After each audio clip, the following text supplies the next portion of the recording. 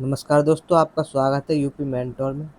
तो हम आज देखने वाले हैं 20 सबसे महत्वपूर्ण क्वेश्चंस जो कि कंप्यूटर के हैं और ये यूपी लेखपाल, यूपी पुलिस और यूपी ट्रिपल एस के सारी परीक्षाओं में पूछे पूछे जाने के लिए इम्पोर्टेंट है। तो चलिए शुरू करते हैं एक एक करके।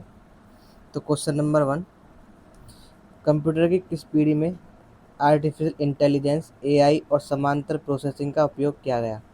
तो वो थी 5वीं पीढ़ी। ठीक है, इस जो अब देख लेते हैं इसका वेरी फर्स्ट जनरेशन में वैक्यूम ट्यूब का यूज हुआ था, और फोर्थ जनरेशन में माइक्रो प्रोसेसर, और फिफ्थ जनरेशन में एआई एक्सपर्ट सिस्टम का यूज हुआ था। ठीक है, चलिए आगे देखते हैं दूसरा क्वेश्चन। आधुनिक कंप्यूटर का आधार किस इंजन को माना जाता है? तो वह एनालिटिकल इंजन। ठीक है, ये इसका राइट आंसर होगा बी। तो चार्ल्स बेबेज ने 1833 में एनालिटिकल इंजन की नींव रखी थी। ठीक है, चलिए क्वेश्चन नंबर 3 देखते हैं। कैश मेमोरी मुख्य रूप से किन दो घटकों के बीच एक हाई स्पीड बफर के रूप में कार्य करती है? तो इसका राइट आंसर होगा ऑप्शन बी, सीपीयू और रैम के बीच में बफर के रूप में कार्य करती है। ठीक है, और यह एक अस्थायी, वॉलेटाइल और बेहद तेज मेमोरी होती है। चलिए क्वेश्चन नंबर 4 देखते हैं। निर्माण के दौरान रोम में स्थायी रूप से स्टोर होने वाले सॉफ्टवेयर जैसे बायोस को क्या कहा जाता है? तो इसे हम फर्मवेयर कहते हैं। Option number B right answer होगा इसका। तो रोम एक नॉन वोलेटाइल मेमोरी है जहां बूटिंग निर्देश स्टोर होते हैं। ठीक है, इंपॉर्टेंट क्वेश्चन है। बूटिंग जो होती है कहाँ होती है स्टोर? वो रोम में होती है। चलिए आगे बढ़ते हैं क्वेश्चन नंबर 4 पर। तो किसी प्रिंटर की गति और गुणवत्ता को मापने के लिए क्रमशः किन इकाइयों का उपयोग किया जाता है? तो प्रिंटर की गति हम मापते हैं पीपीएम में, पेज पर मिनट, और उसकी गुणवत्ता को मापने के लिए हम डीपीआई का यूज करते हैं, डॉट पर इंच का। ठीक है, तो ऑप्शन नंबर बी इसका राइट आंसर हो जाएगा। तो स्पीड पीपीएम, पेज पर मिनट, और क्वालिटी डीपीआई, डॉट पर इंच। ठीक है, अब देखते हैं क्वेश्चन नंबर 6। कंप्यूटर स्क्रीन पर दिखने वाले सबसे छोटे बिंदु को क्या कहा जाता है?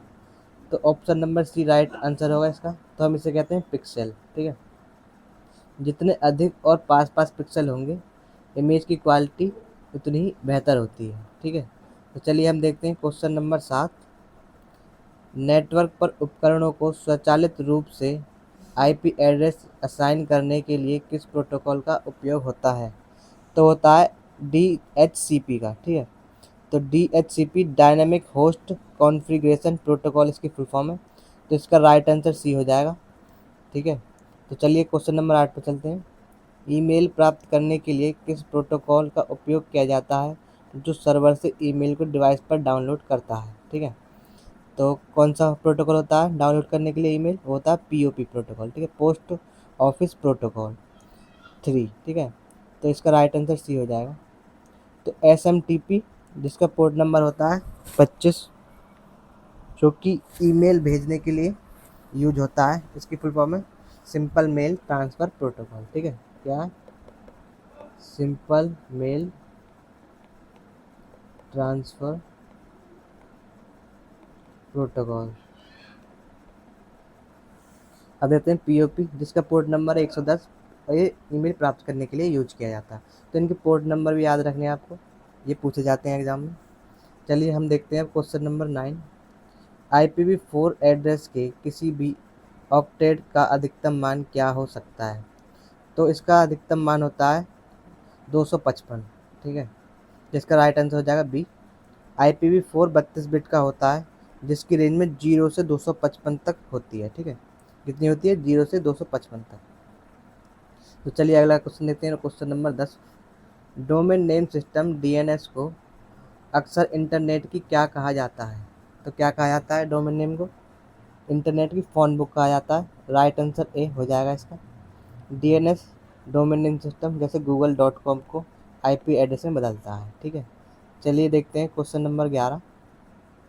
एमएस एक्सेल में एक्टिव सेल का कंटेंट कहाँ प्रदर्शित होता है? तो इसका राइट आंसर हो जाएगा फॉर्मूला बार।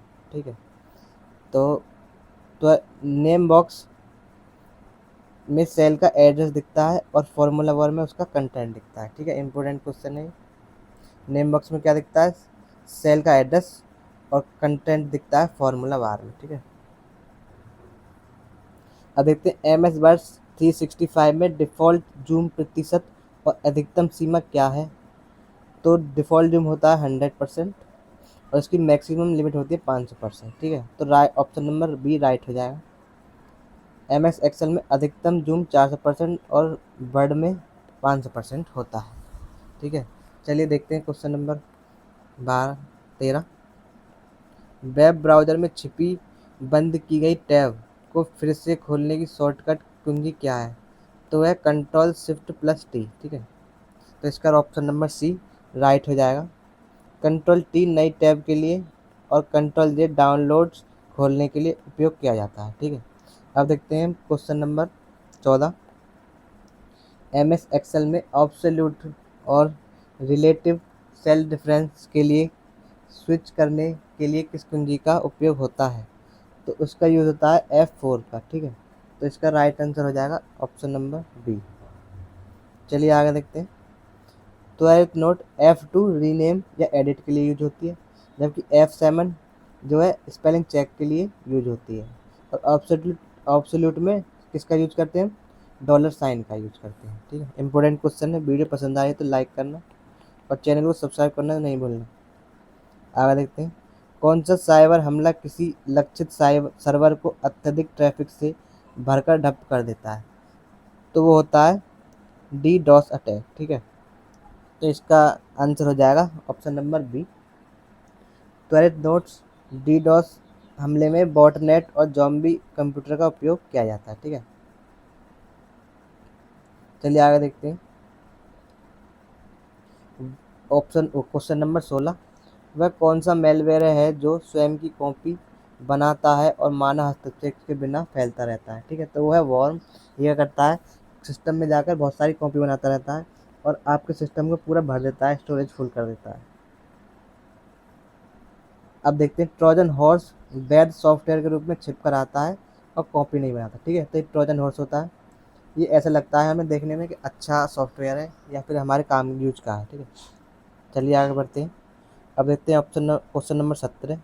1969 में मशीन लर्निंग शब्द किसने गढ़ा? तो वो थे आर्थर सैमुअल। ठीक है, सैमुअल।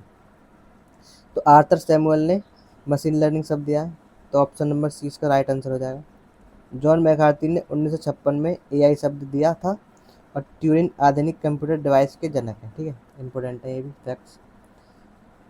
लेन देन का विकेंद्रीकरण और अपरिवर्तित डिजिटल लेयर बनाने के लिए किस तकनीक का उपयोग होता है? तो वह ब्लॉकचेन तकनीक है। ठीक है, इंपॉर्टेंट क्वेश्चन है।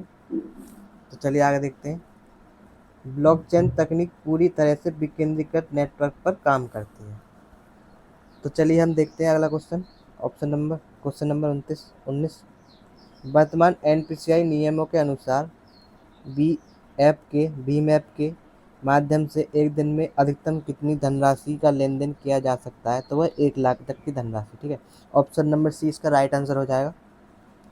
Bhim Bharat interface for money को एनपीसीआई द्वारा विकसित किया गया था, national payment corporation of India द्वारा। ठीक है, चलिए अगला क्वेश्चन देखते हैं। ऑप्शन नंबर बी जो हमारा वीडियो का लास्ट क्वेश्चन है, तो वीडियो को लाइक कर दीजिए अच्छा लग रही हो तो वीडियो।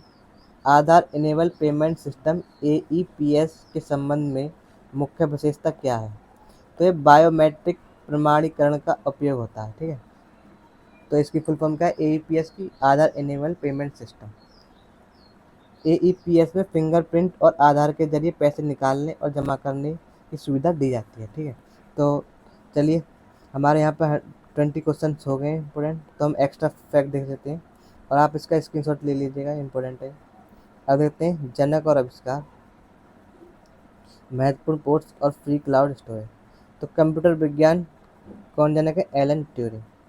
आर्टिफिशियल इंटेलिजेंस AI के जनक जॉन मैकार्थी हैं और मशीन लर्निंग के हैं आर्थर सैमुअल। ठीक है, और SMTP जो कि ईमेल भेजने के लिए यूज किया जाता है, इसका जो है पोर्ट नंबर कितना है? 25 है। और SSL सिक्योर सॉकेट लेयर का 446 है। ठीक है, इंपॉर्टेंट है। POP जो कि ईमेल प्राप्त करने के लिए होता है, इसका पोर्ट नंबर होता है 110। और HTTP hyper text transfer protocol जिसकी फुल फॉर्म है, इसका पोर्ट नंबर होता है 80 और HTTPS का पोर्ट नंबर होता है 443। चलिए आगे देखते हैं। Free cloud storage Google drive में कितना फ्री क्लाउड स्टोरेज होता है, तो 15 GB, जबकि डिजी लॉकर में 1 GB होता है, और वन ड्राइव जो कि माइक्रोसॉफ्ट का, उसमें 5 GB फ्री क्लाउड स्टोरेज होता है। तो ये तथ्य सीधे यूपी ट्रिपल एस के और यूपी प्लस के पिछले पेपरों से लिए गए हैं, ठीक है, जो PYQs हैं एक तरह से। तो अगर वीडियो पसंद आई हो तो वीडियो को लाइक करना और कमेंट करना और सब्सक्राइब करना मत भूलना चैनल को। और वीडियो कैसी लगी कमेंट में बताना, और कितने नंबर आए आपके 20 में से, और वीडियो को शेयर ज़रूर करना। धन्यवाद।